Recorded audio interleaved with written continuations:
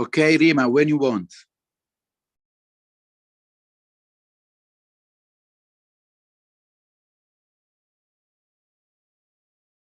Hello, everyone, to the Congenital Heart Academy 19th episodes of our fetal series. This is Rima Vader, Professor of Pediatric and Fetal Cardiology and organizer of these series. Just want to thank you, and whoever cannot really attend with us can always go online and watch the Congenital Heart Academy fetal series. We're having lots of viewers worldwide, and I'm so grateful to Congenital Heart Academy for making this happen.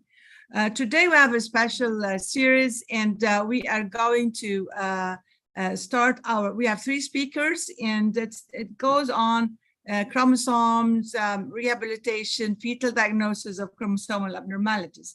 And I'd like to welcome our first speaker. He's going to talk about the fetal cardiac abnormalities from the point of view of a clinical geneticist.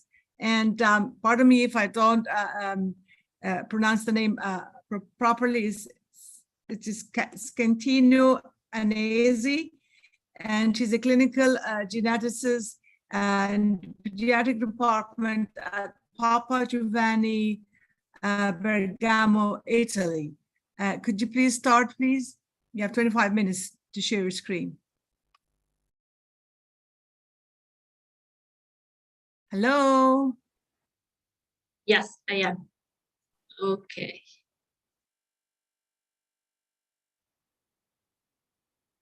Good afternoon to everybody, and thank you for invitation. It's a pleasure for me to be here today. Could you please make it full screen? Yeah. Yeah, yeah. Thank you. Okay. So, congenital heart disease is present in 1% of livers, and congenital heart disease are both the single largest cause of infant morbidity and mortality worldwide, and a significant source of global economic burden. This is a table with the risk factors associated with the presence of congenital heart disease. First of all, the presence of non-cardiac structural anomalies in a fetus, with a 21% of probability of association with cardiac defect, but also the previous history of congenital heart disease, for example, in a previous child. Also, consanguinity is a risk factor of congenital heart disease, and some echographic signs, especially in the first trimester of pregnancies, like increased nuchal translucency. An accurate ultrasonographic evaluation for associated anomalies is recommended whenever a congenital heart disease is found, because the prenatal identification of an associated anomaly along with a cardiac malformation aids not only in identifying the pathogenic diagnosis, but also in genetic counseling about the prognosis and the recurrence risk. We know that in about 20–25% of cases of congenital heart disease, we have also another extracardiac anomaly. Although the majority of congenital heart disease are multifactorial, many well-known genetic syndromes are associated with congenital heart defect and should be considered following prenatal imaging of an abnormal cardiac structure. The importance of the etiologic definition in congenital heart disease. Why is important a genetic diagnosis? Knowing the underlying disease can help to provide more accurate prognosis for the congenital heart disease and outcomes for congenital heart disease-related interventions, planning the timing of the interventions, and for avoiding the most frequent complications in the specific subgroup of patients. Influence on parental decision to choose termination of pregnancies or postnatal compassionate care, assessing the recurrence risk for the offspring of the congenital heart disease survivor, additional offspring of the parents or other close relatives.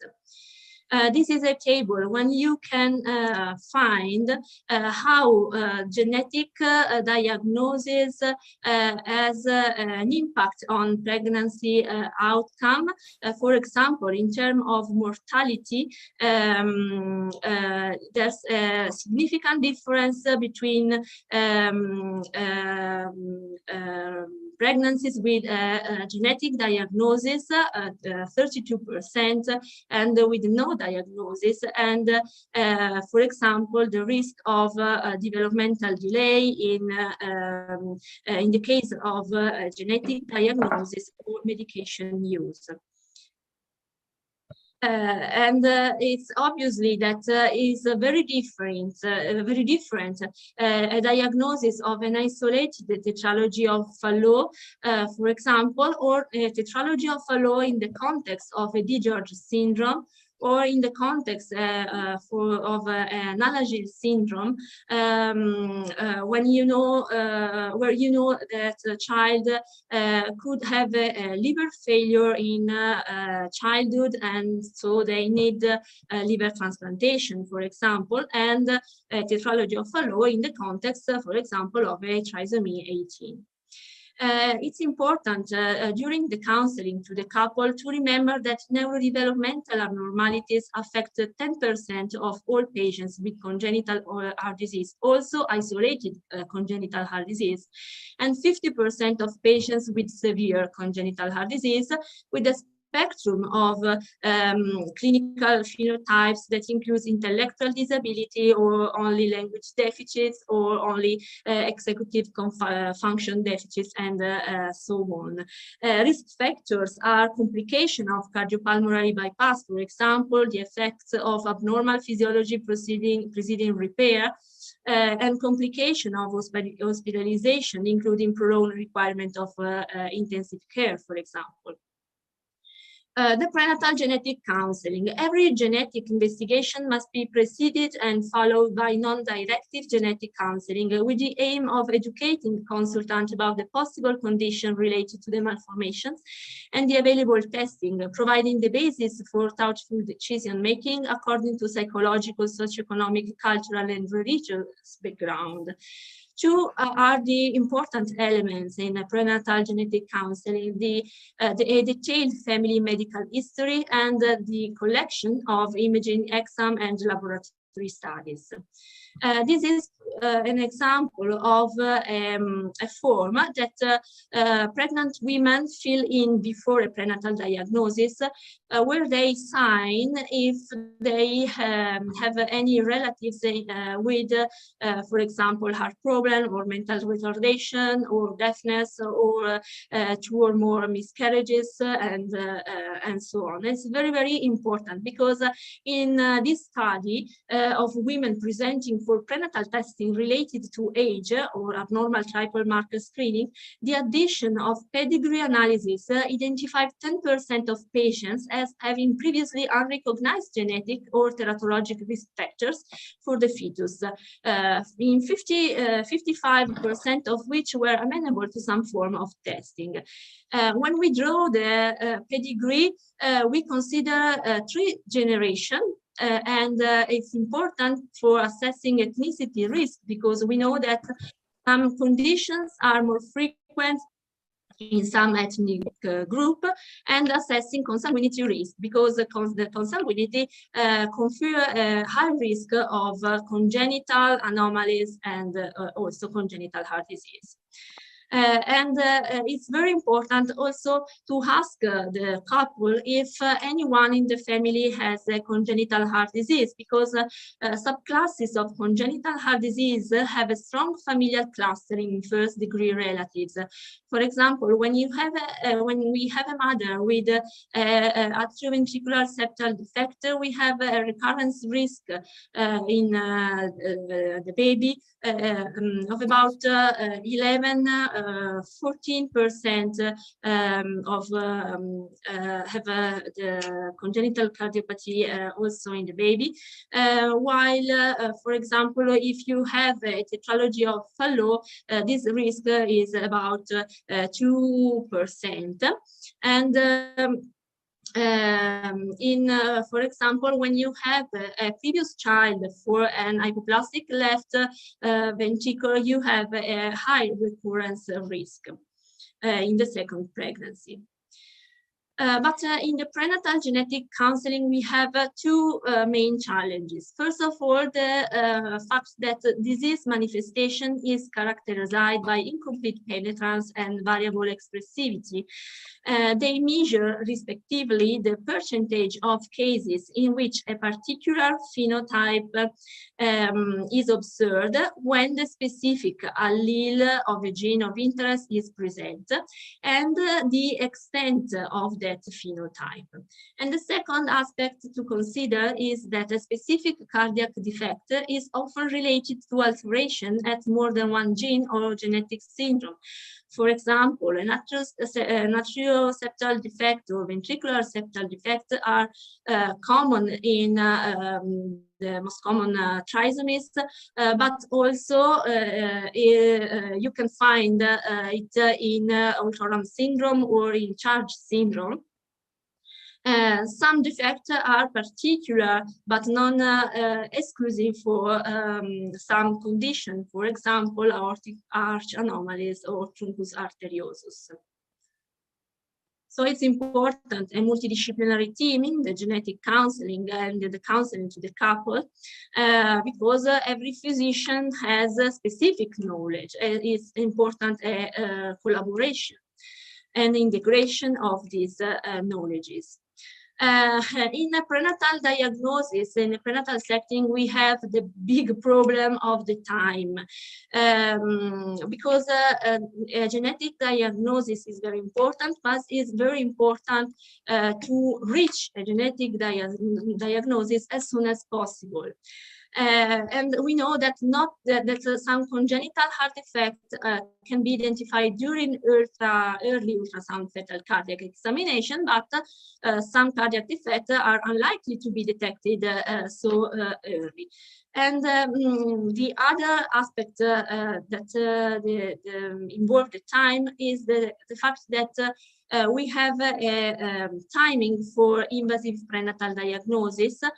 For example, videosynthesis between 11 to 13 weeks, while amniocentesis between 15 and 22 weeks. And for example, here in Italy, we have the deadline of 22 weeks for interruption of pregnancy. So it's very, very important. Not always the genetic diagnosis is reached in an ongoing pregnancy. Sometimes the genetic diagnosis is reached after, for example, after termination of pregnancies or perinatal death. And in these cases, it's important that DNA should be stored, clinical photographs taken, and a postmortem examination carried out to exclude dysmorphic features and congenital anomalies that may have been missed in the prenatal ultrasound assessment. In the case when autopsy is declined, is also useful, for example, the magnetic resonance imaging. What kind of genetic diagnosis we can reach? The most common is chromosomal anomalies. Chromosomal anomalies in about 13% of cases, especially trisomy 13, 18, 21, but also X-monosomy. But also microduplication, microdeletion syndromes in about 10% of cases, monogenic disease, especially with the dominant transmission, but in about 50–60% of cases, the etiology of a congenital heart disease remain unknown. Maybe the percentage of multifactorial or unknown etiology may continue to decrease as application of genetic tests to the isolated cardiac anomaly group reveal underlying genetic causes and syndrome. Chromosomal anomalies. Prenatally, the frequency of chromosomal abnormalities when a congenital heart disease is diagnosed is estimated to be 30–40% compared to 5–10% postnatally. The postnatal rate is lower because of antenatal deaths occurring in fetus with chromosomal abnormalities, obviously. And the most common chromosomal abnormalities are trisomy 22, 18, and 13, but also in 7% of cases, Turner syndrome. And this is the distribution of chromosome abnormalities by cardiac anomaly. As you can see, atrioventricular septal defects are frequently associated with the abnormal chromosome, while, for example, transposition of the great arteries is rare in association with the abnormal chromosomes. Most fetus with chromosomal anomalies and congenital heart disease have associated malformation and are not really risk markers identified on ultrasound, for example, an increased nuchal fold thickness, nasal bone hypoplasia, or echogenic ball, and so on. But even isolated heart defects are at high risk of chromosomal anomalies, with a positive predictive value of 80%. Down syndrome is the most common chromosome abnormality associated with congenital heart disease. All of you know which are the common physical signs in a baby with Down syndrome, or in a child with Down syndrome, or in adults with Down syndrome. The congenital heart disease in individuals with Down syndrome is typically atrioventricular septal defect, but also tetralogy of Fallot and patent ductus arteriosus.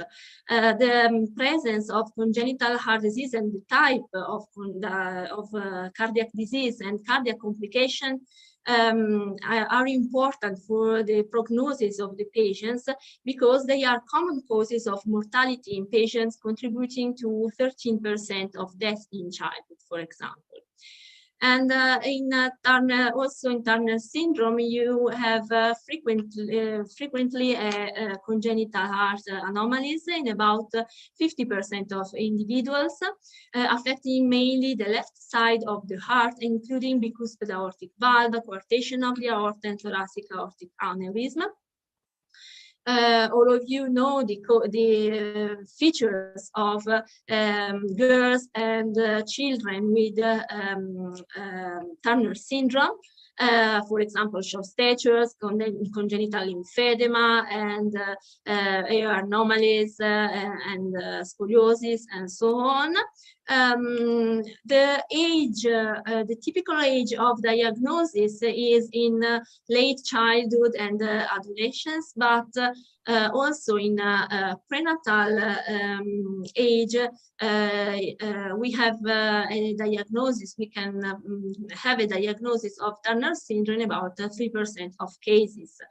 The prenatal ultrasound of a baby with Turner syndrome may show large fluid collection on the back of the neck or other abnormal fluid collection, and abnormal kidneys beside heart abnormalities. But not only chromosomal anomalies, because we have also copy number variants. Copy number variants refers to structure aberration, including deletion or duplication of different dimensions, and leading to altered dosage of genes encompassed by the CNV. Deletions are more deleterious than duplication, usually. CNVs that encompass multiple genes can have a wide range of phenotypic effects because of the additive impact of individual genes on individual phenotypes, or the pleiotropic effects of single genes on multiple phenotypes. CNVs can occur de novo or be inherited. And these are the two most common and most known syndrome: microdeletion syndrome, DiGeorge syndrome, and Williams syndrome.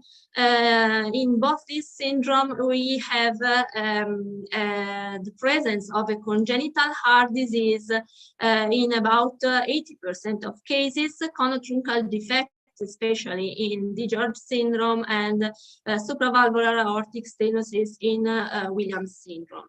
This is the typical appearance of patients with DiGeorge syndrome, and because we know that in these patients we have not only congenital heart disease, but also specific characteristic facial features, for example, palatal abnormalities, feeding problems, and for example, thymus anomalies, and in the school age, learning difficulties, and neurodevelopmental delay in general.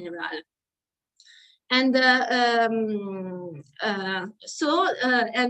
conotruncal malformation account for 70% of the heart defects in this group of patients. So when all fetus with truncus arteriosus or tetralogy of Fallot or interrupted aortic arch should be tested for the DiGeorge syndrome.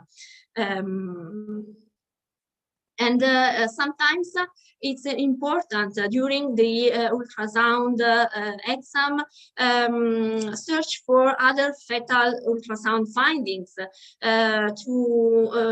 for example, the presence of the cleft palate or renal anomalies or diaphragmatic hernia or, for example, clubfoot, polydramnios, and so on. Also in Williams syndrome, besides the presence of the supravalvular aortic stenosis, for example, you can have also renal anomalies and, for example, bladder diverticuli, exomphalos, and polydramnios. But Williams syndrome, the prenatal suspicion of Williams syndrome is very, very difficult. Surely the diagnosis of these conditions, the clinical diagnosis of this condition is easier in newborn or in childhood because they have facial features very, very typical. Then we have the group of the monogenic cardiac defect, isolated and syndromic. The most common and the most known group of monogenic disease with congenital heart disease is the group of rasopathies.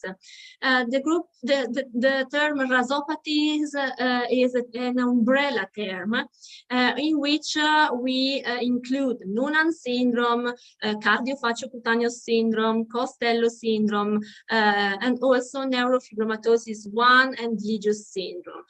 This syndrome shares some clinical features, especially facial features, cardiac defect, and developmental delay, but other features are typical for each syndrome.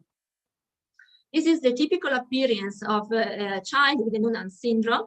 But also in the same family, this is a condition with an autosomal dominant inheritance. So a patient, a parent affected has a 50% of risk of have a child affected, and male or female is the same, but there's a big variability in the, for example, facial features also in the same family. This is a family with 5 generations of people with Noonan disease, for example. One of the typical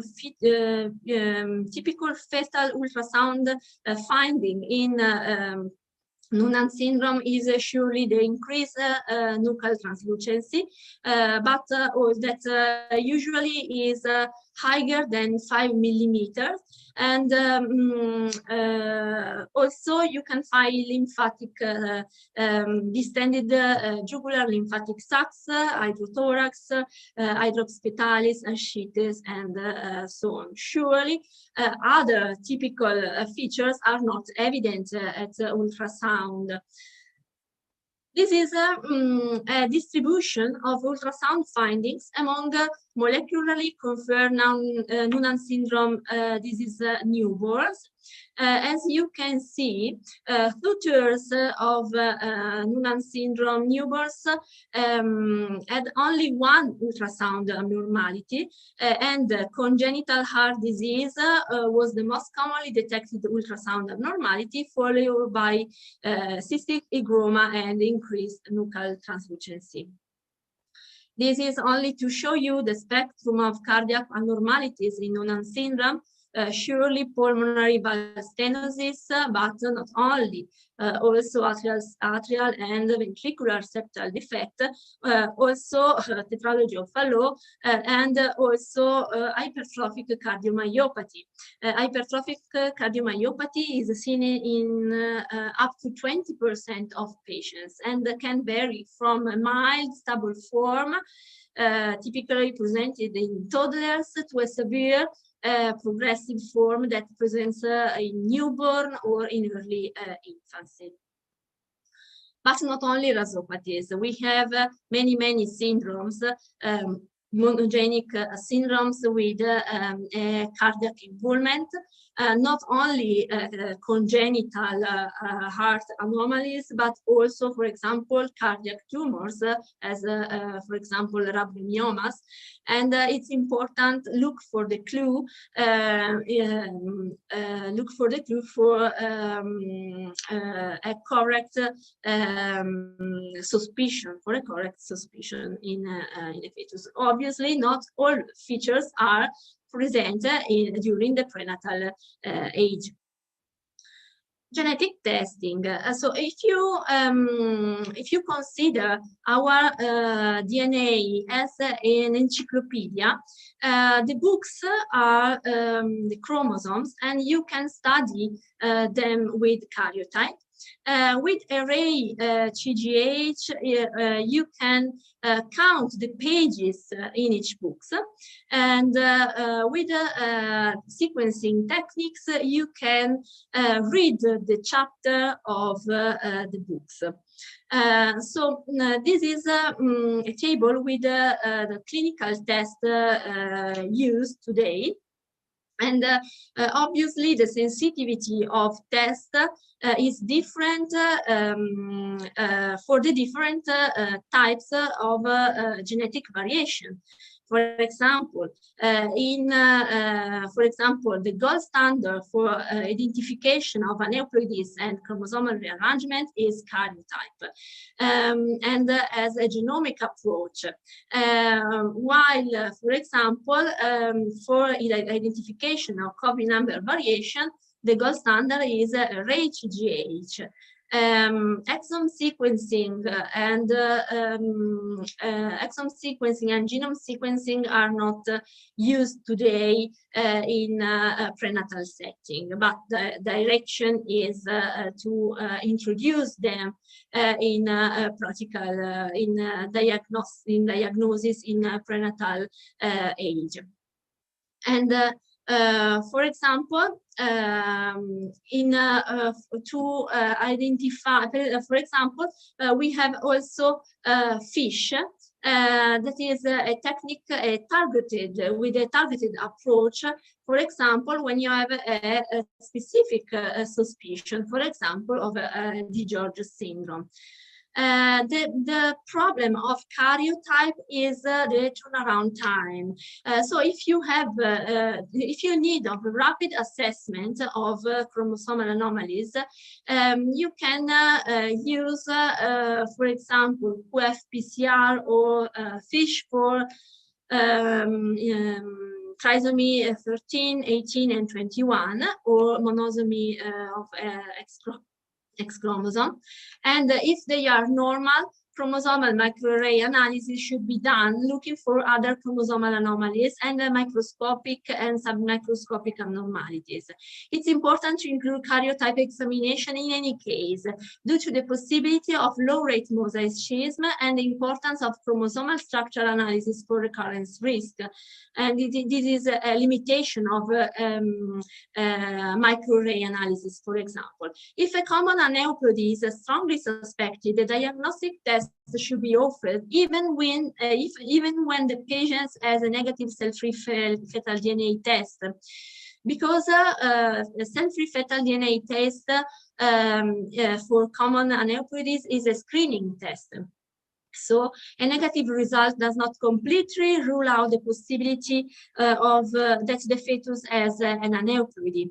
For example, in a fetus with isolated atrioventricular septal defect, the chance of trisomy 21 is about 64%. Cell-free fetal DNA test detection rate of trisomy 21 is about 99.4%.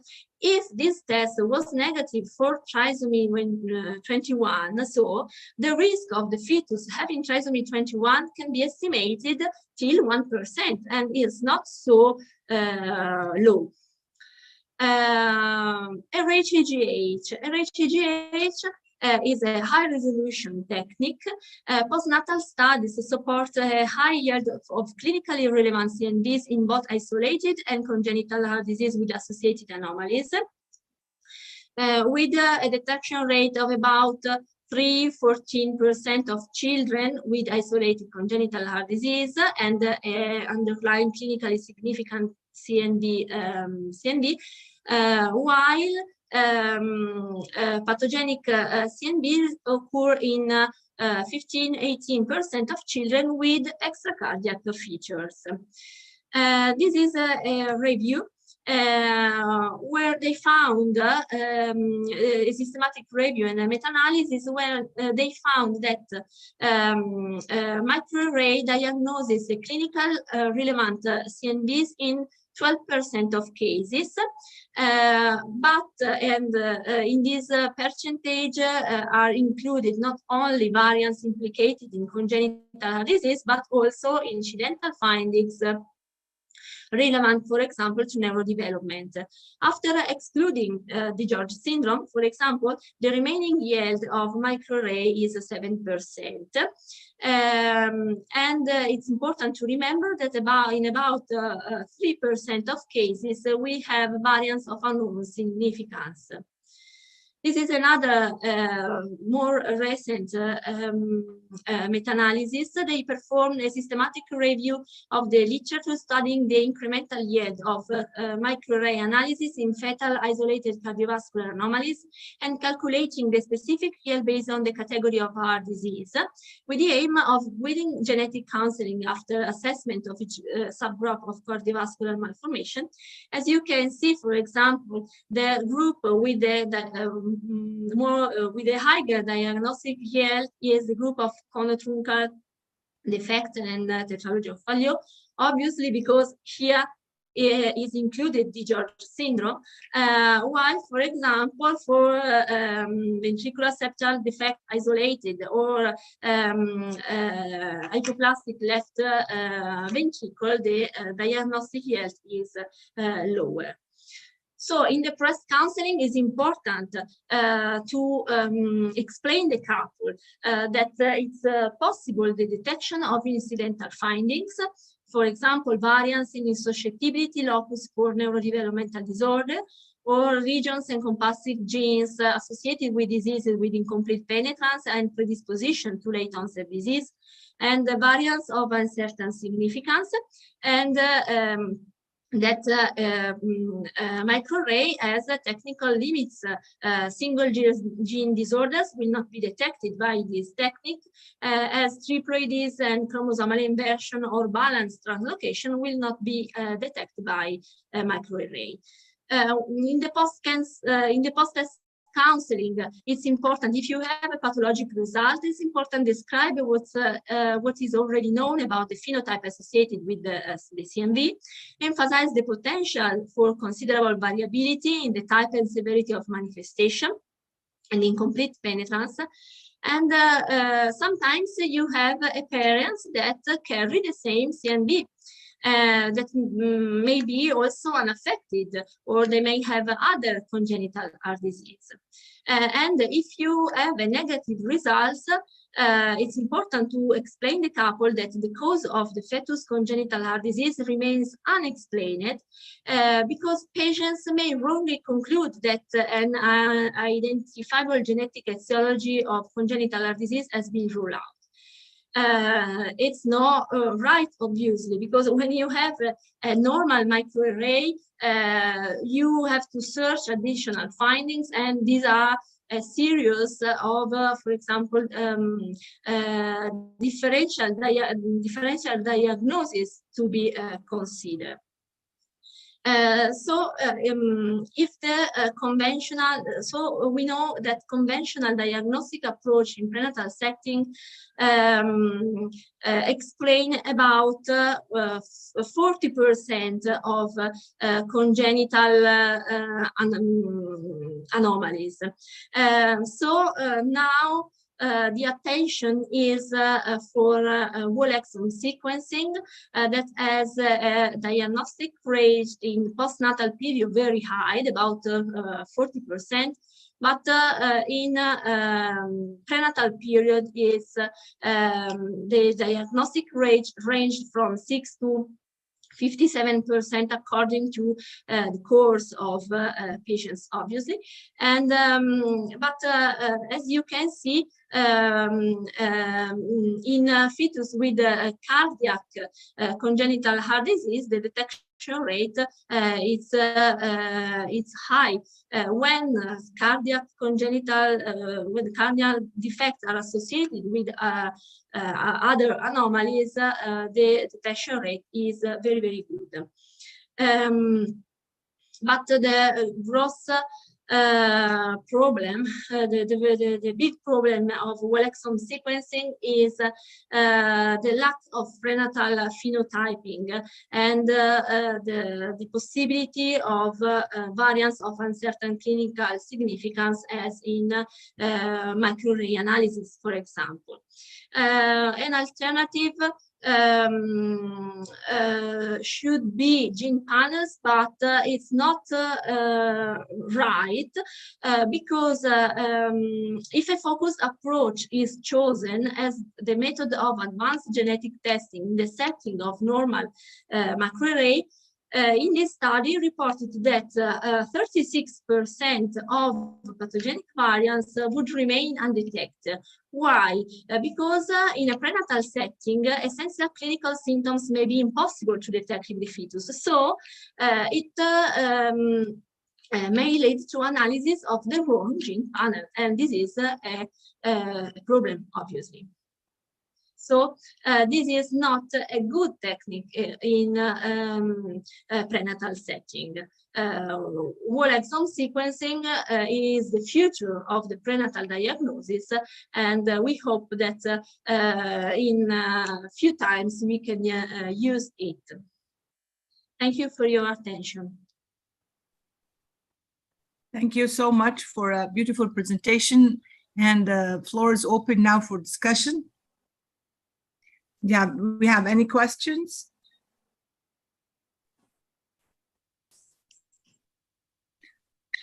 Okay.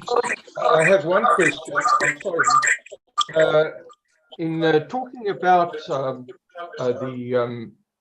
22q11 syndrome, you didn't mention anything about psychiatric disorders.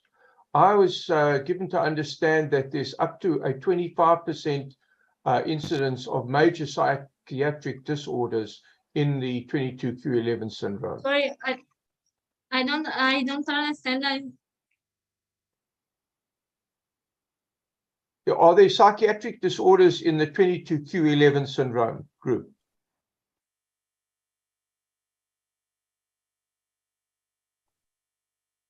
Can you not hear me? I think she can, but she's trying to look it up in the slides.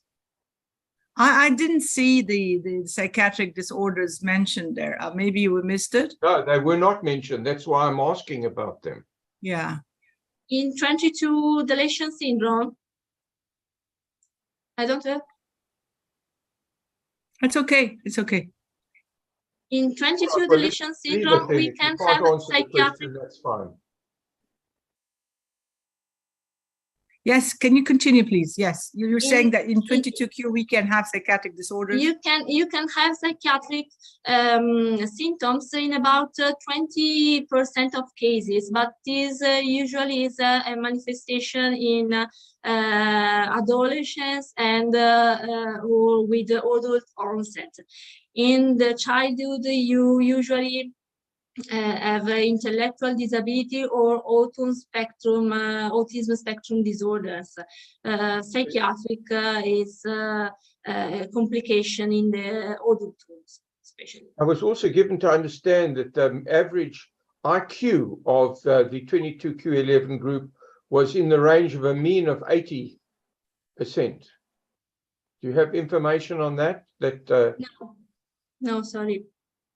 I think those are very important issues, because if you're confronting as a counselor a patient who's got pulmonary stenosis or an interrupted arch or whatever, and you also add the question of the psychiatric disorders and the intellect, it creates a huge difference in the parents' assessment of what the future of that fetus might be. Norman, could you please unblock your video? I'd like to see your smile. There you go. Thank you. There's a smile for you. Okay. I'm not smiling about this because it's big problems, but Yeah. I think that it's also important to highlight it. And I ask any of the other panelists who are here today whether they can refute what my comments have said, or whether they can add to what I've said.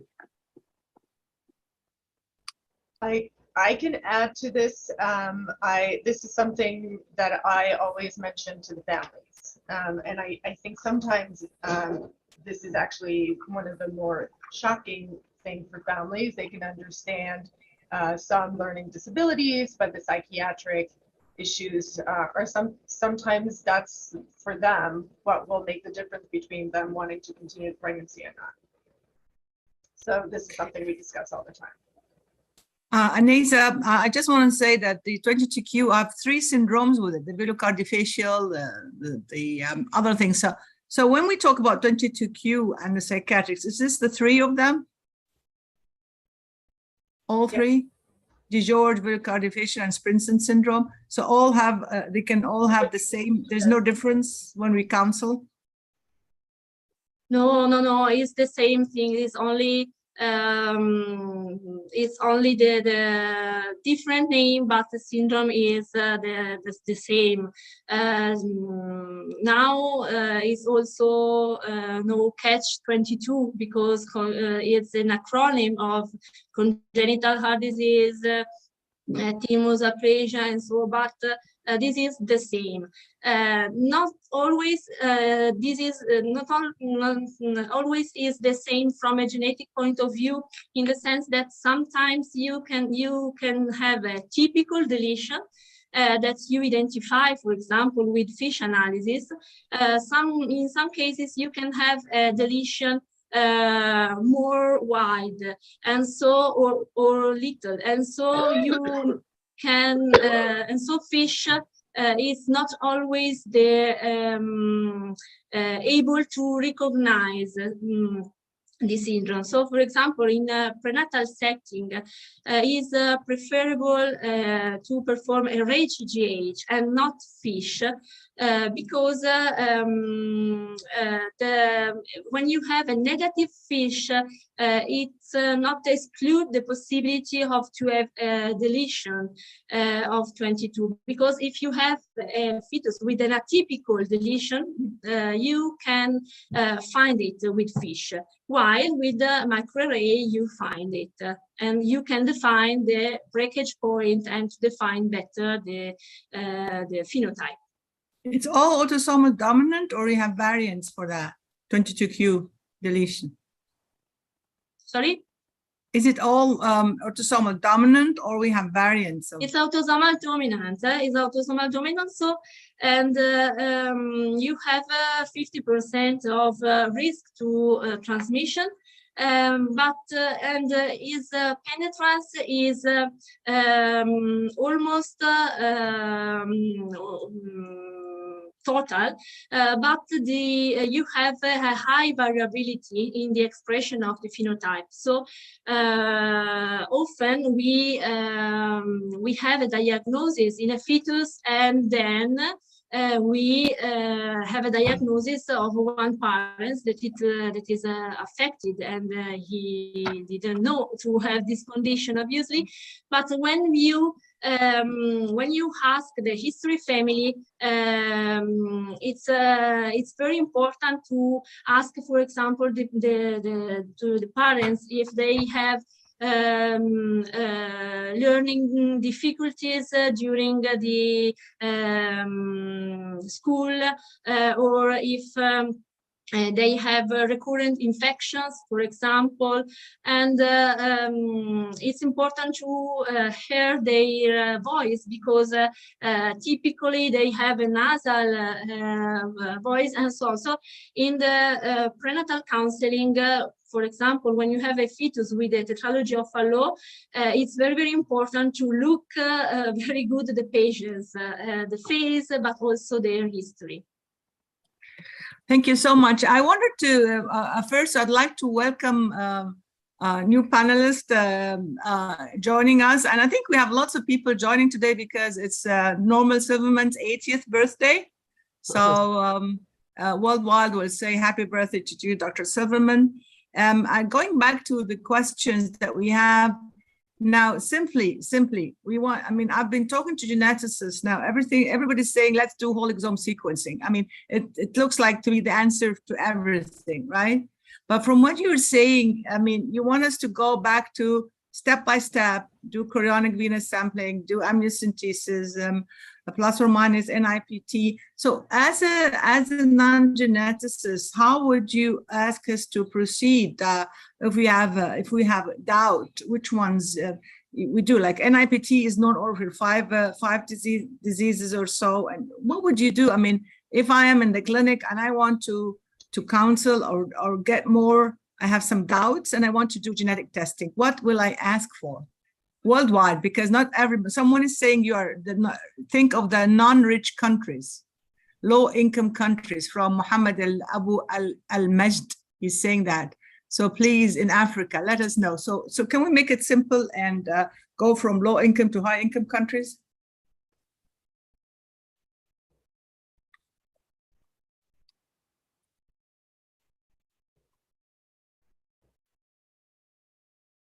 Hello? Do you hear me? Yep.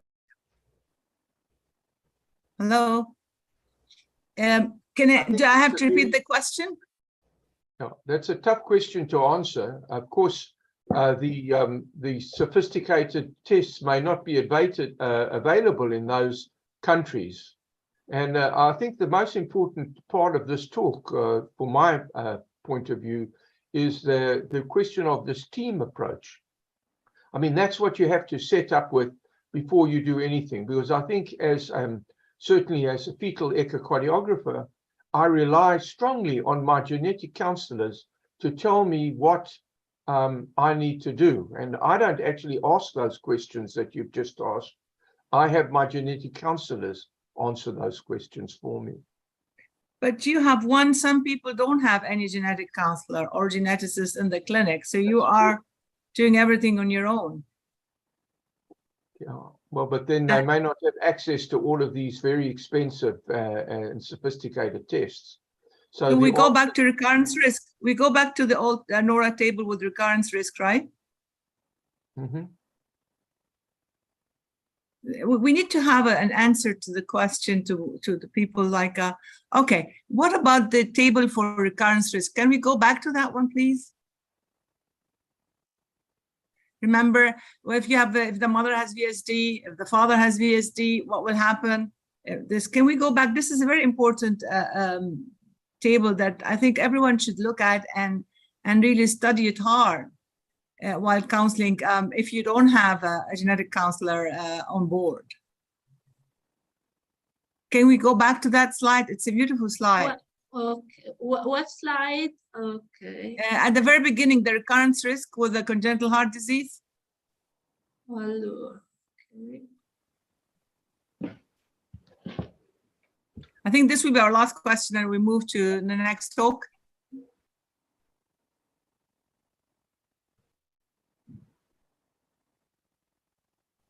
The recurrence risk. At the way up, way up, way up. Maybe. This. Yes, that's the one. Yes. Okay. Can you tell us more? What is the reference here? Is this because I know that the common ones is 1980 something. Is this updated, or do we have to go? Is this like a standard that we can, if we don't have a clinical geneticist that we can use, like ASD? Father, if his father is affected, their recurrence is 1 to 3, mother is 4 to 6. We always know that the mother carries a higher risk. If you have 1 affected sibling, is 1, 2 affected sibling, it's 8, 3 affected siblings. I think it's autosomal recessive, right? Right. So this is very important. I think for those who don't have a clinical geneticist, we can keep this in the clinic and check the history, mother, father, and also like the heterotaxia is very important. Heterotaxia is very, very important. We had a case where the mother is at heterotaxia and she delivered a baby with heterotaxia. And she is situs inversus totalis and heterotaxia, and the child has complex heart disease, right-sided heart. So she's pregnant again. How would we counsel her? Would you do anything for the fetus now, the second pregnancy? In mother and father are first-degree cousins. Obviously, this risk you have are valid for isolated congenital heart disease, but it's important the clinical genetic evaluation, because not always what seems to be isolated is really isolated, and so it's very important the family history in this sense, because maybe you can think that the mother has an isolated actual sexual defect, but after family history or after clinical evaluation of the mother or only history, you can have the suspicion that it's not so isolated, and so you could have a suspicion of a syndromic condition. For example, also Alagille syndrome is a condition like, for example, the DiGeorge syndrome with a high variability in the expression. So sometimes you think that the mother has an isolated defect, but when you look at the face or the history, you can have a suspicion of a condition, and this risk become higher until 50%. So it's an important table when you don't have a service of clinical genetics or genetic counselor, but the importance of this service is it's important to look the patients in general, not only on cardiac aspect. Thank you so much. I've learned quite a lot from you. Thank you so much. And we'd like to move to our next speaker, Dr. Stephanie Levasseur, an old colleague. Dr. Levasseur is Associate Professor of Pediatrics at CUMC, and she's the Director of Fetal Cardiology Program, Director of Non-Invasive Imaging at New York Presbyterian Morgan Stanley Children's Hospital. Stephanie, you're most welcome to share your screen. Thank you. Are you able to see it properly? We're okay. You're good? All right, thank you very much. Good morning, good afternoon, and good evening to everybody. Thank you, Dr. Bader. Thank you, Dr. Marco Cora, for inviting Dr. Paravicini and me to speak about congenital heart disease and trisomy 18. I'll go over the fetal cardiologist perspective. I'll look over some historical background, cardiac and extracardiac features of trisomy 18, the cardiac interventions in children with trisomy 18 or what we understand at this time, and our experience here at Columbia. So before the 1980s, children with significant disabilities were just not routinely offered life-saving surgeries. And in the early 80s, there were a few cases of children with trisomy 21 who died without treatment, and this received national attention, and there was really an uproar. So in 1984, the federal child abuse amendments were signed into law. This meant that life-saving therapies could not be withheld from newborns with disabilities. This does not include trisomy 13 and 18 because these are thought to be lethal diseases, not compatible with life, and reports of patients living several years were the exception that proved the rule. So, of course, things are changing. There's a critical reevaluation of medical practice underway for trisomy 13 and 18. This is the age of social media. There's an increased advocacy for children with disability in general, and families are organizing, and they are showing their children with trisomy 18 who are surviving, and they look happy, cared for, and loved. And there's a number of parents, an increasing number of parents that are now asking for active treatment. So if we look at the cardiac and just trisomy 18 in general, the cardiac and the non-cardiac elements of trisomy 18, it's the second most common autosomal trisomy syndrome. There's a high rate of fetal demise and elective termination. In a study by Chromosomal from the UK, 68% of couples decided on elective termination, although some studies actually are even higher than this, and 8% of fetuses had a stillbirth. This equates to about 1 in 4 to 6,000 live births in the US. And so this is 700 infants annually with trisomy 18 in the US. Most of these children have congenital heart disease, and if you look at the classical understanding of their survival, the median survival is 3 to 14 days. So the cardiac defects that we see in trisomy 18, the great majority of them are shunts. VSD is a classic finding. Of course, prenatally, this is often what we see. Ductus arteriosus and secundum ASDs can be seen frequently after birth as well, but there are other lesions as double outlet, AV septal defect, hypoplastic left heart, often in a double outlet configuration, are all anomalies that you can see with trisomy 18. And as a, one second, here we go. As a fetal cardiologist, I cannot do a talk without showing you a clip of a fetus, so I had to show you polyvalvular dysplasia in trisomy 18. So patients with trisomy 18 are famously known to have abnormal valves. Often all 4 valves are abnormal. In a 1989 paper, the Van Plots looked at postmortem cases, and they described that 93% of patients had 2 or more abnormal valves. It's interesting to note that in their paper, they also state that the interest of the paper is really only for pathological reasons, to understand the pathology of the defects, and not for treatment, as it would be futile. In any case, this is left and this is right. This is your tricuspid valve, very typical, very elongated and redundant valve.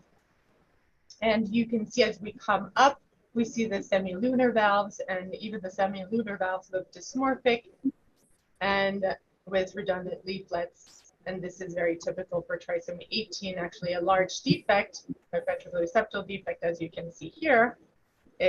With the appearance of these valves should really make you think of trisomy 18. And of course, there's a little tricuspid regurgitation and a little bit of pulmonary insufficiency as well. The extracardiac comorbidities are still important to know as a cardiologist, because of course these influence survival significantly. Apnea and respiratory insufficiency is seen in the majority of children. These have multiple different causes. There can be central apnea, there can be lung disease, upper airway obstruction, And it's very important to note the possibility of early pulmonary vascular disease. This can be very significant and more severe than in children with trisomy 21, or at least earlier than in children with trisomy 21, which of course then influences your timing for surgery. Structural and functional central nervous system abnormalities are, of course, the rule for these children, and many other abnormalities are found that influence their survival. Particular teeth fistula and esophageal atresia and omphalocele are one of the important ones. Most of these children have feeding difficulties and really multiple abnormalities. These do not present all the same, of course, for every child, so there is some variation in presentation. Now, the poor developmental outcomes have certainly influenced our care approach to these children, but what is the family perspective? So Annie Janvier reported a survey of parents and social support network of trisomy 13 and 18, and she looked at how the families reported the neurodevelopmental milestones of the children, and clearly these are very significantly affected. They did note that their children did smile, they played with toys, but of course, walking by themselves was not something that the majority did, and even walking with a walker was only seen in 50% of kids 3 to 10, and the likelihood that after 10, 74% walked. So 74% walked after 10 is likely because these were kids with higher function in general. Most of them do eat by mouth, but eating alone is actually the minority. And of course, they do not have significant language, the majority of them. So this is quite significant delay. However, for these families who are obviously highly motivated, 98% of their children lived at home. Most parents described their child as happy, and they reported that their child enriched their life. And they also felt, and the majority did, that they had a positive effect on their siblings. So what's the survival now in the modern era? So this is a paper for 2016. This is relatively typical for North America. This is a paper, a cohort study from Ontario and Canada, looking at 254 children. Median survival was 9 days. The 1-year survival was 12.6%. But what was important to note that if you are a child with trisomy 18 and you survive to 12 months, your likelihood of survival at longer time is actually quite high. So most survive to 10 years if they do survive the first year. If we see how they've been changing over time, these survival rates, they have been increasing, and the question is, of course, is it simply because we do more medical intervention? So in the 80s, most reports didn't really talk about significant survivors, and then as the 2000s came, the rates seemed to be increasing. But if you compare these to the Japanese survival rates, they're actually quite different. In Japan, there is historically more interventions done for children with trisomy 18, but they have been also increasing in the last few years. So in 2021, Tamaki reported 2 different eras. So one era, 2008 to 12, they had a 35% survival rate to 1 year, while 13 to 17, it was 59.3%. And the main difference seemed to be that in the early period, 59% of children had surgery, and in the late period, 96% of children had surgery. Now, these were all comers, so all surgeries, not just cardiac surgery. So quite a significant difference there in survival. So what do we understand for cardiac interventions and how children with trisomy 18 do? So there are a few single center or smaller volume studies that review cardiac surgery in children with trisomy 18. They tend to suggest decreased mortality for children who undergo surgery. I am going to review with you 2 studies that are from larger databases. The first study is by Catherine Kosiv and al. She looked at the FIS database. The FIS database is a large inpatient administrative database from 45 hospitals across the country. This was from 2004 to 2015. There was over 1,000 patients with trisomy 18, and they analyzed the impact of cardiac surgery on in-hospital mortality. So interestingly, 90% of children did have congenital heart disease, but only 7% had cardiac surgery. If you compared the survival of the children who had cardiac surgery, it was quite significantly improved compared to the ones that did not have cardiac surgery. They found that being female was protective, and having a higher weight was also protective. In general, most of the studies do seem to agree that females fare better. And if you remember, trisomy 18 is actually usually found in females more than in males in general as well. Of course, the question is, was there a selection bias in these children? Were they going to survive anyway? And cardiac surgery may or may not have helped, but this is quite a significant difference. Another study from the Society of Thoracic Surgeon Heart Surgery Database, or the STS database, was reported by Cooper et al. This was in 2019. The STS database looks at more than 95% of all pediatric heart centers in the US. So this is quite significant in the numbers included. 343 operations were reported.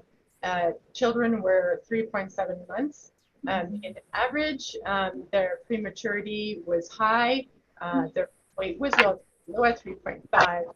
A lot of them, of course, had non-cardiac anomalies. And important to note, 30% had mechanical ventilation. So the surgeries that were mostly done were VSD repairs, pulmonary artery banding, but a lot of other surgeries were done. And if you looked at the risk factors, so this, the STAT classification, which looks at the risks of each surgery, they were distributed relatively similarly to the rest of the SDS database. So there was even 2 Norwoods that were reported. So what the study showed was that for trisomy 18, the morbidity and mortality is higher than all other patients. So 16% mortality versus 3, and morbidity 55 versus 36. I think what was remarkable in this study is the significantly increased risk of mortality if a patient was mechanically ventilated before surgery. They also noted that gastrostomy tube use before surgery and prior cardiac surgery was actually protective. This is probably because better nutrition was helpful before surgery, and it's also possible that having had maybe palliative surgery first meant that you had a more stable circulation before you went for your complete surgery. So I'll look over our experience at Columbia. And I want to thank Dr. Rebecca Epstein, who gathered this data and is reviewing our experience in more details. So this is, these are the cardiac surgery patients with trisomy 18 from 2015 to the present. These include pre and postnatal patients. So we had 29 patients. Of course, there are not a large number. 100% had congenital heart disease because that's what we do, obviously. So comfort care was chosen in 9 of those patients.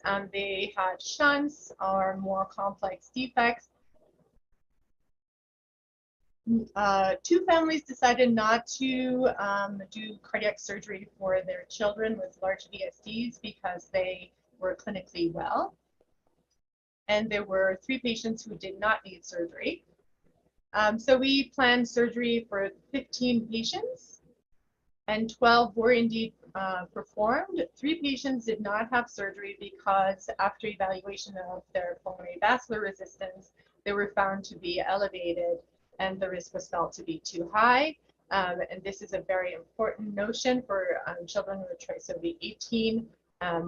So 2 of the children were actually premature, but 1 4-month-old was full term and had already really quite elevated resistance, which is something to think about when you are considering surgery in these patients. So if we look at them a little bit more closely, so most of them were at term, 10 out of 12. Two had had other surgeries. So one had a T fistula and one had had a volvulus, and they were repaired. None of the patients were preoperatively mechanically ventilated. And this is something that we have done typically in our approach, particularly following the study, the STS study. Median age at cardiac surgery was 2.3 months, so younger than the STS study. And the surgeries that we performed were PDA ligation, PA band, BSC closures, and coarctation repair. I can tell you that we are truly evolving in how we treat these patients. PA bands we are doing actually much less now. They're going to be more in the earlier period because we have seen how children are doing with the BSC closure, and a lot of them can be done without excess mortality, and so we are going towards more of complete repairs. So our survival outcomes is 11 out of 12 survived to discharge. One patient had had a PDA ligation. We knew the PVR was high. We were keeping the BSC open, but the child did not survive. So if we look at trying to find where our patients are, what our patients are doing now, 6 are known alive. 5, we have not seen them. They are not being followed at our institution. So we cannot confirm that they are alive, though they've survived to discharge. So 4 are older than 1 of those 6, and the other 2 are younger. So clearly the management approach at Columbia has been changing over time, as it has in other places. And we are trying to be individualized in our approach. We really don't have an absolute set rules. We are definitely moving away from the universally lethal condition statement, and we don't base our decisions on treatment strictly on the genetic diagnosis. We do look at interventions for the best interest of the child. We try to encourage active discussion with families regarding the goals of care and the expectations for shared decision making. The burden of disease is very high, and so we are definitely also not going into the all children must be treated. Comfort care is supported, and nevertheless, families are increasingly asking for active interventions. So in the prenatal visit, what we do is we basically review the anatomy and the natural history of the cardiac lesion like we would do for any other patient. We talk about what would typically be needed for surgery, but the heart is but a small part of the overall picture. And so this is really, we do not talk to patients with trisomy 18 strictly in only talking about the heart. So we also want to state that surgery can be offered, but only in the context of the child as a whole. And if we feel that benefit is likely, we will not offer surgery, and if we feel that it is more likely to harm the child and decrease their life expectancy. This is, of course, something difficult to estimate. Mechanical ventilation is certainly something that makes us pause, although I think we also don't know what the whole story is there. I think probably there are some papers that suggest that for some patients having mechanical ventilation is not an increased risk factors, and some patients can be intubated initially and then be extubated successfully. But this is something that definitely makes us pause. Prematurity, of course, pulmonary vascular disease, and other major malformations are going to influence the decision to intervene or not. Prenatally, when we talk to families, we try to not have any preconceived notions of what they will choose, and so that we can have truly an open discussion. So in summary, trisomy 18 patients have historically a low 1-year survival rate. Rate of survival in those living beyond 1 year is high, and clearly the survival data is partially driven by lack of interventions. Trisomy 18 patients who undergo cardiac surgery have a higher mortality after cardiac surgery compared to non-trisomy 18 patients. but they have lower in hospital mortality compared to trisomy 18 patients who don't have surgery. We favor a tailored approach versus unified policy, meaning there's not saying no trisomy 18 can have surgery or all trisomy 18 can have surgery. We weigh risk factors. We try to have an open discussion with parents so that they truly have informed consent. There's no doubt they have to have all the information, including developmental and all of the other abnormalities before they can make a true informed consent decision. And there are clearly still many unanswered questions as to all the risk factors, which patients are going to benefit, which will be harmed, and where do we go from there? Thank you. Thank you so much, Stephanie. Beautiful presentation as usual, and beautiful fetal hearts. And for the sake of time, we're moving to our, we can keep the questions for Stephanie till the end. Now we move to our third speaker, Dr. Elvira Paravicini, Associate Professor of Pediatrics at QMC, Director of Neonatal Comfort Care Program, Department of Pediatrics, Division of Neonatology, New York, Presbyterian Morgan Stanley Children's Hospital. You're most welcome. Can you please share your screen?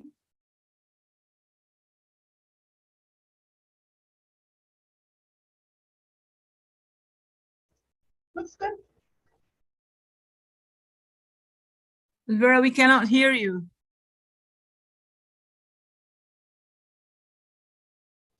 Elvira, you're good. The picture was good. You're muted. Okay. Sorry, I didn't unmute myself. Okay, let me do it again. Oh, yeah, great. Okay. All right. Share screen, tac, tac, and here we are. Okay. Is it good? Perfect. Perfect. Thank you. So thank you again so much for the invitation to this very, very interesting conversation about the congenital heart disease management in the settings of trisomy 18. And before I share our experience with this population, I want to mention quickly a little bit of information about our program of neonatal comfort care at Columbia University. As we follow most of these infants, we start following them prenatally and then through the whole perinatal journey. And so the neonatal comfort care program is a service of perinatal palliative care. And we offer our support, medical care, interdisciplinary care when there is a fetal diagnosis of life-limiting condition. And of course, children with trisomy 18 associated with congenital disease are many of our patients.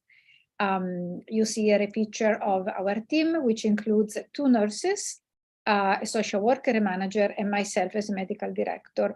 And aside me, because I'm still working as a neonatologist, everybody else is dedicated to the program. And we have been working for over the past 15 years, and here what we do. So we basically meet families prenatally after the diagnosis being communicated by the obstetrician and sometimes by the cardiologist as well. And we further discuss the prognosis in terms of short and long terms, basically.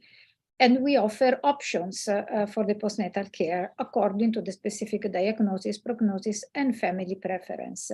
We have also a interdisciplinary meeting with these families focusing on birth plan.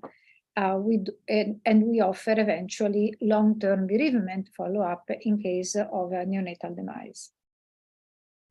And in our experience, most families, when they come to know more about the prognosis and the burden of care for babies with trisomy 18 and congenital disease, several have chosen, in our experience, a plan of comfort care. However, we meet families who choose to admit the child to the NICU for some kind of support, but avoiding heroic measure and maybe surgery.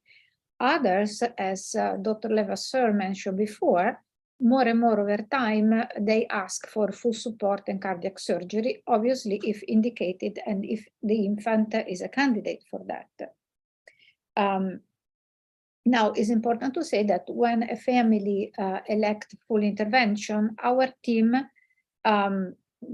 tend to follow the family in their mission in the NICU to offer support and counseling. And we found that the continuity of care over time can help in case of difficult conversation and potential redirection of goal of care. Here you see on the left a list of cardiac diagnoses that we encounter in our population of infants with trisomy 18. And on the right, there are extra cardiac anomalies that we observe. Basically, each organ system can be affected in the mild to severe forms. And the surgeries that have been done in our population includes the PDA closure via ligation catheterization, VSD closure by patch or PA bending, coarctation, and mainly, I think Stephanie mentioned even before, we have three fundamental criteria to identify a surgical candidate among this population. One, the congenital disease needs to be simple. I don't think we offer, for example, Norwood to this population. Then the infant should not be vent dependent since birth. And the infant should not have other major anomalies because, as Stephanie mentioned before, we have to consider the parents as a whole, the patient as a whole. Now here, over the course of the past 15 years, we follow 94 pregnancies with fetal diagnosis of trisomy 18 associated to any kind of congenital disease. And here you see basically the summary of the outcomes. The numbers that you'll see are slightly different from those that Stephanie presented because my population includes only families and babies followed by our team from prenatal diagnosis through NICU admission or hospice care, and we had a follow-up. That's why the numbers are different.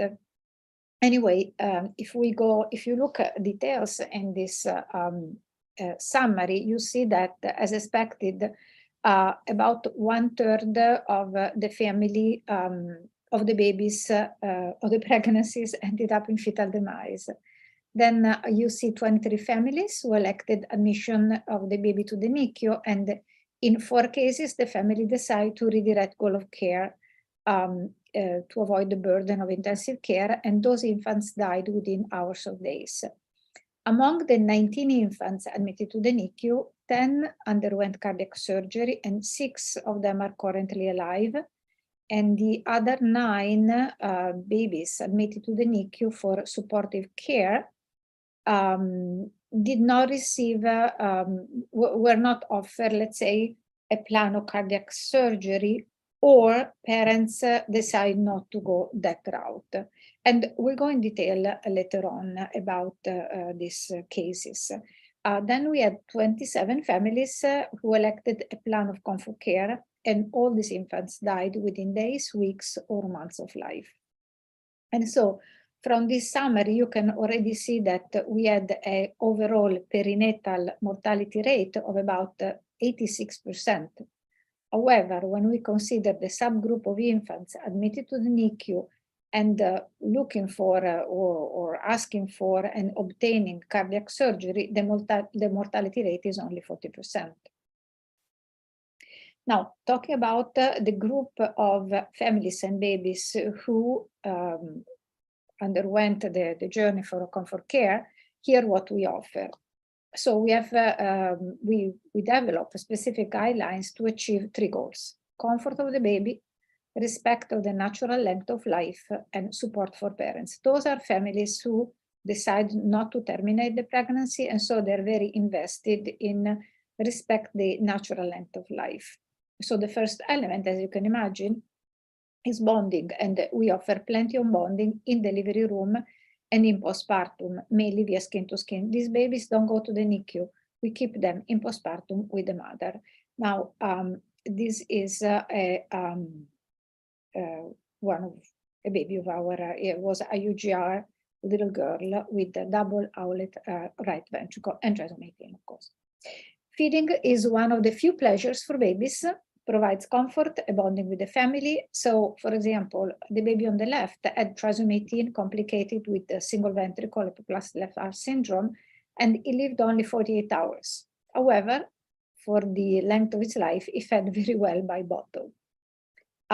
We have also infants with no proper suck and swallow coordination, most of them, I would say, and we use other devices, a syringe, a dropper, a gastric tube, etc. If the baby is terminally ill, we can offer colostrum care, and family are very satisfied with that. We give special attention to provide comfort when the infant has body wound, such as gastroschisis or anencephaly. So then we dress properly those body wounds, and the infant can be held and welcomed by the family and also feel comfortable. And the last but not the least, we focus on pain and distress management, and therefore I assure you that we have plenty of non-pharmacological strategies and pharmacological treatment. So I always assure parents during my counseling in pregnancy, no baby will die in pain in our program. Okay, going back to our population, let's look at the infants who were admitted to the NICU who did not undergo cardiac surgery, who are underlined here. So 7 infants died within at a range of 1 week to 8 years for different causes according to their cardiac condition. And the 2 survivors include a 3-year-old girl who is in cardiac failure because she has a very large VSD, and she's currently admitted in a hospice rehabilitation. Now, the other one is 6, and I would share her case. I have the permission from the family. And so this lovely girl was born with trisomy 18, esophageal atresia, and VSD. So she underwent esophageal atresia repair in 2 stages and was in our NICU for several months. She also needed a tracheostomy because she had airway instability, but her small VSD actually closed on its own, so she actually didn't undergo any cardiac surgery. Currently, she's 6. She still has her trach in place, but she's no longer vent dependent. She goes to preschool and her cardiorespiratory status is quite good. And this just to say that this was a case followed by our team, but we keep following with the family, and she had a, so far so good, a quite good prognosis till now. I want now to share with you the outcome of the 10 infants in our population who underwent cardiac surgery. And as Stephanie mentioned before, we did notice an increasing trend of requests from parents and increasing trend of offering more surgery from the side of surgeons in the past few years. In fact, among these 10 infants, 7 were operated in the past 4 years, and the other 3 over the previous 10 years. So you understand the difference. Now, 4 of these babies died. Those are the one in blue on the top. So case 1 with the light blue background was actually a redirection of care after cardiac surgery. The family felt the quality of life was not good with too many procedures and admissions. And here a couple of words about her case. So she was born prenatal diagnosis of trisomy 18 and the UGR and cardiac anomalies, including coarctation and large VSD. The parents at first elected full intervention because their goal was to spend precious time with her at home. And so they want to do something for her. So she did underwent coarctation repair, and she underwent PA bending, and she indeed went home after surgery. However, she experienced multiple respiratory crises. She developed pulmonary hypertension. And so she ended up back and forth from the PQ, requiring intubations. And so we stay in conversation with the family, and at a certain point, they stated that, intensive care was not the kind of life they would want to choose for their baby. They want to have precious time at home. And so they decided to take her home with hospice support, and she died peacefully 4 months of life. Let's go back now to see the outcomes of the 4 deaths. So case 2, 3, and 4 died because of pulmonary hypertension crisis, and you can read the details in the slide. What is common in these cases is that their VSD was approached with PA banding for cases 1, 2, and 3, while surgery for VSD was not offered to case 4 because of early onset of severe pulmonary hypertension. Now, 6 infants are currently alive, and those are the one in orange on the bottom. So case 1 to 5 are actually doing very well, and their age ranges from 4 months to 9 years. In 3 cases, VSD was repaired with a patch. And then we have one survivor, the one with the brown background on the bottom of the slide, who is not doing good. He has a trach in place, is vent dependent, and interesting enough, is the only one of the survivors who had the PA bending instead of a patch for his VSD. So, you know, Stephanie can comment better about that.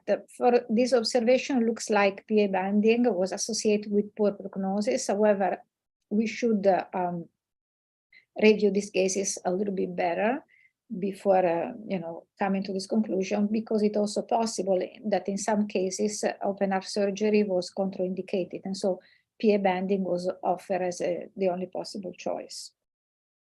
Here I want to share the story of our senior patient, who is now 9 years old.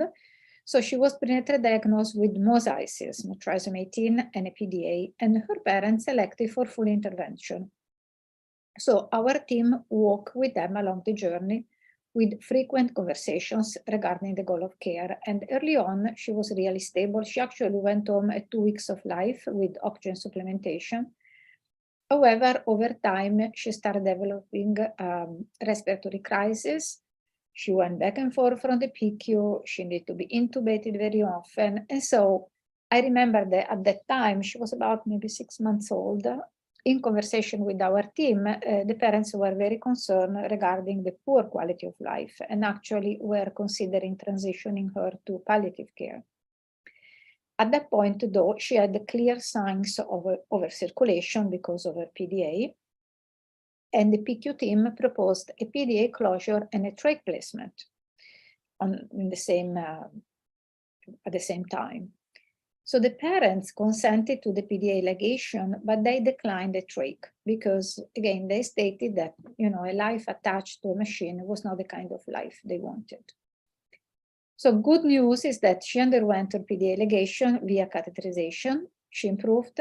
She never had further respiratory crisis. She's currently 9 and she's doing well. She's going to preschool and to school. And so this story teaches us also how the prognosis can change over time, and again, the importance of the continuity of care in the conversation with a supportive team. And with that, I finish my presentation, and I am looking forward to answering your questions. Thank you so much, Elvira. Beautiful talk. And really, we can open the floor for discussion from Stephanie and Elvira together. Stephanie, you said something beautiful, and I think it's an important message. This syndrome has a valvular, is a valvular disease syndrome. I like that. So can you please tell us more about that? Well, it's simply very characteristic look to the valves. Just the majority of the valves are abnormal, and often for a fetus who hasn't had a genetic diagnosis, that can be a really, really strong clue. Actually, the Valprox, for them, it was pathognomonic. So for them, if you see these kind of multiple valves being abnormal, and particularly the very long leaflets, a long chordae, and they describe very short papillary muscle, particularly on the right side, that for them really was significantly associated with trisomy 18. And that it really is my experience. If I see this prenatally and the patient is not diagnosed, that usually is a big sign of trisomy 18. On the mitral valve, it tends to be more, they tend to be more restrictive. They're not as flowy, if you will, as on the tricuspid side. But That's what we see in these patients. I used to hear something saying this is a chromosomal heart. Norm, could you please tell us more about, from your experience, about the valves in trisomy 18? And we know the VSD and ASD and the standard things. But I know what Stephanie said and others said, that with chromosomal abnormalities, the hearts are not as they should be. And I think this is evidenced more with they go for surgery. The surgeons tell us more, like if you have to triage, a fallow operation on a chromosomal is different than non-chromosomal. Could you please tell us more about that from the morphological point of view? Norm is gone. Yeah, okay. Hello, unmute yourself. Unmute yourself, please.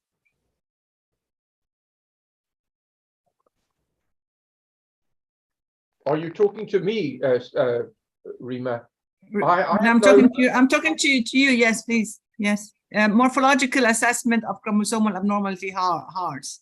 So, as a master of these things, what attracts your attention about the chromosomally abnormal heart? You know, regardless, 13, 18, 21. I heard this many times.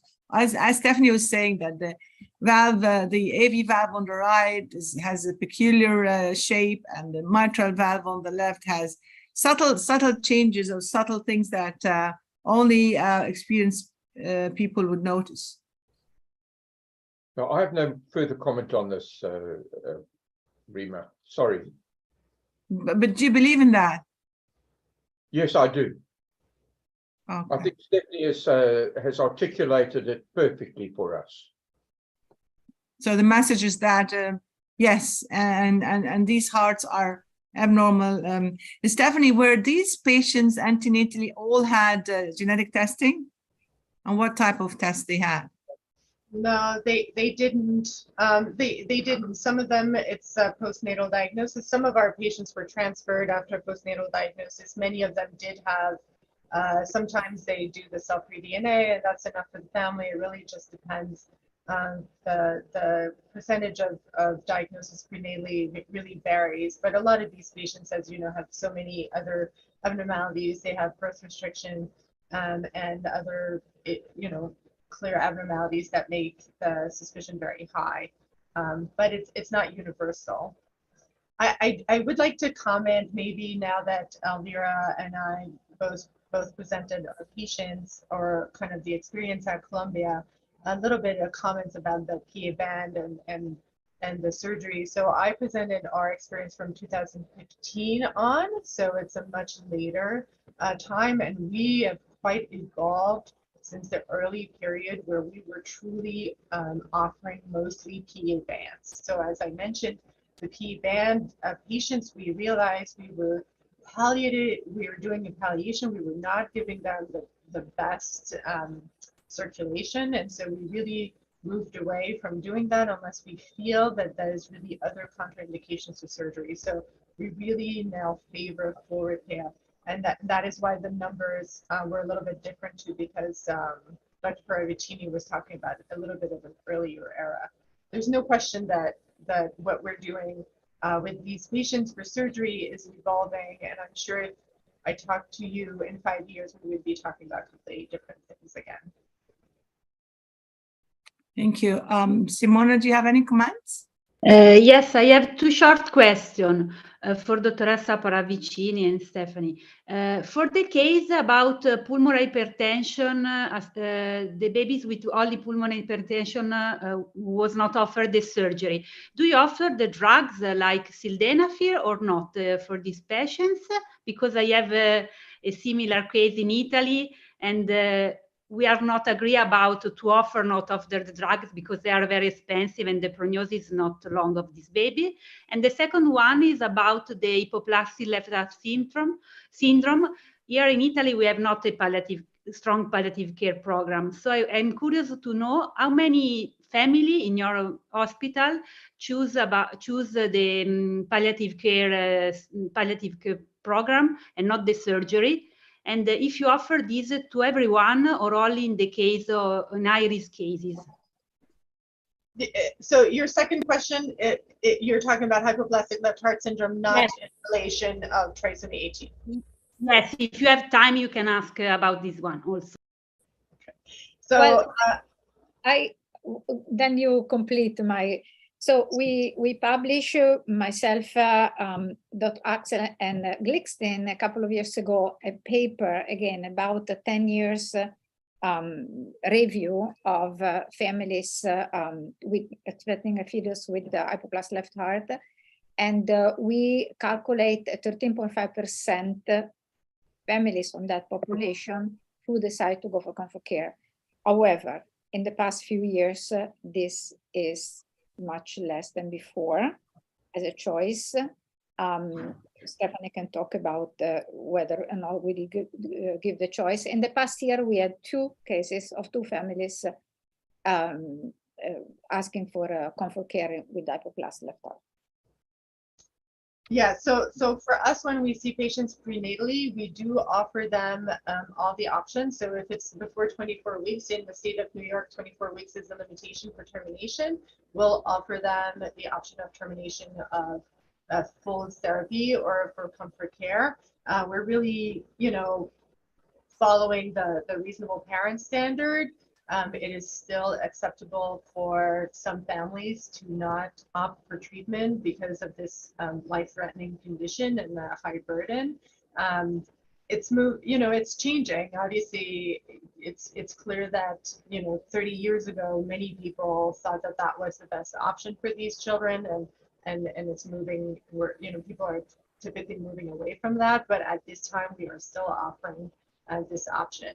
And again, we really try to give all the information for the families so that they can really have the proper informed consent when they decide what they wish for their child. For the question of the sildenafil, this is a good question. I am not a pulmonary hypertensive specialist. My feeling is that we have not offered it, I think, but I am not sure. So I would be not telling you the complete truth if I gave you this this information. I think that we do tend to offer them support and making them comfortable. I don't think we have given them vasodilation therapy, but I would have to double check with my pulmonary hypertension team to really be sure. I just wanted to ask Elvira, the pulmonary hypertension, I think post-operative was more in those cases, Elvira and Stephanie. I would expect that. I'm not sure why, but it seems that they have a post-surgery, a little bit of a stormy post-op period. Is this what you're trying to say, that the death rate was higher? And those, is it due to the heart or the extracardiac or the pulmonary hypertension? I don't know if Elvira has more, but I don't think we can tease this out from our data at this point. We don't have enough details looking at each case in such granularity, but I can tell you there's no question that initially we were seeing patients with trisomy 18 who were surviving. And so they were older, and so they tended to have more issues with high pulmonary vascular resistance. Now we're seeing children sooner, so the families are deciding sooner that they do want to go for surgery, which is why our surgery timing is younger than the national average in the SDS, which I think, because of the dates of when we were starting doing surgery. But there's no question that if we compare them, their mortality is higher than other children, and absolutely increased PVR is one of the reasons. But yes, there's other issues, of course, from a respiratory standpoint, from other malformations in general. We tended, as Dr. Paravicini said, we have tended to do more simple lesions and children who were otherwise stronger. But again, I think we're moving the needle a little bit every year. So there needs to be a little bit more data as to exactly what makes these kids have higher mortality, but there's no question that PVR is one of them. So I'd like to congratulate you on those excellent, the excellent approach that you really chose an underprivileged population to give it care, love, and support prenatal and postnatal. And I think the 9-year-old is extraordinary, and no one touched on the developmental assessment and neurodevelopmental assessment. Is this okay? You're asking yes, me Elvira, please, yes. So, well, I think the data that Stephanie gave before are very, very realistic. So even this patient, which is exceptional, has exceptional long life, and is also a mosaics. She smiles, she communicates with the family. You can tell when she's happy or when she's upset. She doesn't talk, she doesn't walk. She goes to a special school and she enjoyed that, but the severe neurological development delay is there, and this is universal for this population. And I always explain to the parents that in every cell of their body, including the brain, they have this extra chromosome, so the function is different. You can't change that. But it doesn't mean that they can have a happy life and enjoy their family. So the last question goes to our geneticist. My understanding, if I'm correct me, 80% survive up to 2 years from the natural history of trisomy 18, and most of Elvira and Stephanie, I think they did not go beyond 2 years yet, right? Even post-op, did we have somebody 4 years, 5 years? No, I think we have. Yeah. We have, okay. And because I thought mosaicism by itself gives a better outcome. So the 9-year-old, is this true? I wonder where is Inesis, where did she go, our geneticist? She's here. Yeah. I really need to apologize because we're almost finishing. Thank you so much. Now, can I go? Because I feel that they're 10 minutes, they're waiting for me. And I should go, and no, thank you, and I really apologize. We enjoyed having you.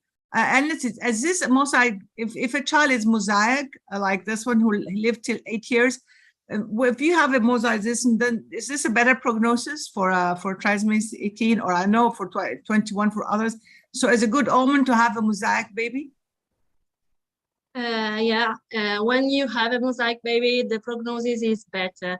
Also in 21 trisomy, but it's difficult to predict the precise prognosis, because if you have a mosaicism with a mild intellectual disabilities and a severe congenital heart defect, or you can have a mosaicism with severe intellectual disability but no congenital heart disease. In general, mosaicism is associated with best prognosis, better prognosis, but it's difficult to